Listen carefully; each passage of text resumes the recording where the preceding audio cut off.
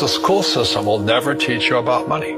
The school system was designed to teach you to be an employee or a doctor or a lawyer, a specialist, but never about money. My father was the head of education, PhD, all that stuff.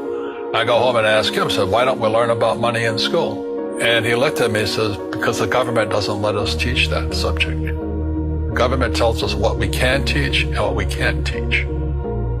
And I thought that was strange. And I said, but aren't we going to school to learn about money? He says, no, your job is to get a job. Poverty is passed on. It's taught in your families. And middle class is taught in families. And so the people right now who are sitting at home, who are struggling financially or worried about money or unhappy, they may be making a lot of money, but unhappy with what they're doing, it was probably taught to you. You know, your superego was taught, get a job, work hard, or you'll never be rich, or the rich are evil, or whatever. If you're poor, you'll always be poor. Money will disappear that fast. Just like most pro athletes, you know, they make millions of dollars, and but 65% are bankrupt 5 years later.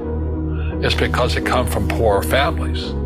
Now, you tell them that, they get very angry at you. It's not, it's the rich fault. You know, it's you guys ripped me off, and government ripped me off. But unfortunately, what Mr. Lipton was saying, it's passed down genetically. The moment I pay you, you think like an employee. Entrepreneurs work for free. You see, people say, well, why don't you give the poor money? So the only problem with that is just creates more poor people. Give a man a fish, he fishes for the day, or eats for the day. Yeah, you give a man a fish, you get a lot of people who want more fish. Don't tell people what you know. Right. Keep them poor. Poor will always be amongst us because it starts up here. It's in their words, you know, and the words become flesh. Well, when they say I can't afford it or I can't do that, they go down. They become what they say. And I meet so many people, I can't afford it. You think I'm made of money? Poor people say I can't afford it, I can't do that, I don't have time. Because this is an escape. It's an escape. You know what I mean? It's easy to say I can't afford it. Oh, I'm too tired. Oh, I can't go to the gym. You know, when you could go to the gym. Your rich dad used to say what? How can I afford it? How can I do that? You know, what would it take? Or why should I do that? He says that a question opens the mind, a statement closes the mind. See, when you say I can't afford it, your mind shuts down and you become what you say. We all have fear. You know, to be truthful, we all have fear. It's just how you deal with it. You know, Einstein said, you know, imagination is more important than knowledge, but knowledge empowers imagination.